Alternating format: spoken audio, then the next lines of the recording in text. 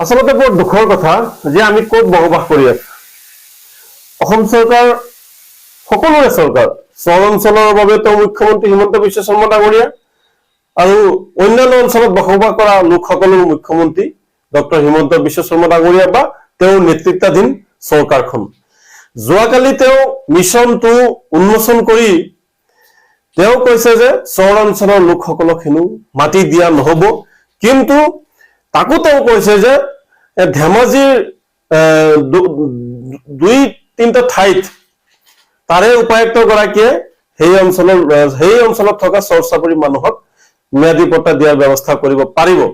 অৰ্থাৎ একফালে যিসকল ধৰ্মীয় সংখ্যালঘু লোকসকল যিসমূহ চৰ চাপৰিত বসবাস কৰি আছে তেওঁলোকক হেনো মাটিৰ পট্টা দিয়া নহব, আনহাতে বেলেগ ঠাইত বসবাস কৰা অন্যান্য সম্প্ৰদায়ৰ লোকসকলক চৰ চাপৰি অঞ্চলৰ মাটি দিয়াত কোনো আপত্তি নোহোৱা ধৰণৰ এক মন্তব্য কৰিছে। গতিকে মুখ্যমন্ত্ৰী গৰাকীৰ এনে ধৰণৰ মন্তব্য শোভা নাপায়।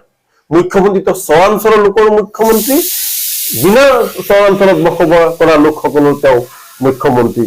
গতিকে তেওঁ এটা কথা ভাল লাগিছে যে তেওঁ এটা বক্তব্য ৰাখিছে যে এই বসুন্ধৰা টুৰ জৰিয়তে যি তেওঁ সমাধান কৰিব ওলাইছে মাটি বাৰীৰ, তাতে যাতে কোনো ৰাজচক্ৰ বিষয়া, কোনো দালাল, কোনো মণ্ডলে যাতে টকা পইচা সংগ্ৰহ কৰিব নোৱাৰে, অবৈধভাৱে ধন সংগ্ৰহ কৰিব নোৱাৰে, তাৰ বাবে তেওঁক সকীয়াই দিছে।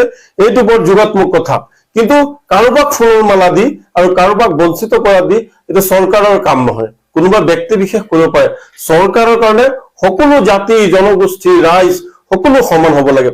এতিয়া মই যদি কওঁ যে চৰ অঞ্চলত কোনে বসবাস কৰে, চৰ অঞ্চলত আচলতে এইসকল লোকেই বসবাস কৰে যিসকল লোকক ব্ৰহ্মপুত্ৰ বা অন্যান্য নদ নদীয়ে বানপানীৰ সময়ত প্ৰবল গৰাখহনীয়াৰ তাণ্ডৱত তেওঁলোকৰ ঘৰ বাৰী মাটি ইত্যাদি ছিঙি উটুৱাই লৈ গৈছে। তেওঁলোকে এতিয়া ক'ত যাব?